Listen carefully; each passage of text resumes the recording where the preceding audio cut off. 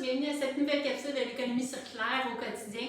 Aujourd'hui, je vous parle de nostalgie. Qu'est-ce qui m'a amené vers ce mot-là? En fait, c'est ce merveilleux petit banc.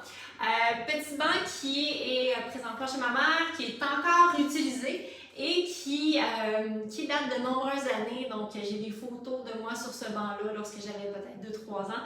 Donc, il date peut-être avant même ma naissance. Donc, vous voyez comment un objet peut prolonger sa durée de vie utile après 40 ans. Là. En fait, là, quand je parle de nostalgie, c'est important quand on veut prolonger la durée de vie des objets, c'est pas juste les laisser dans un garde-robe puis les regarder de temps en temps. C'est important qu'ils soient utilisés aussi dans votre quotidien ou du moins au cours du mois.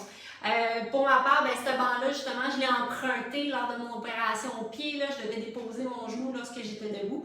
Fait que vous voyez qu'il est toujours utile.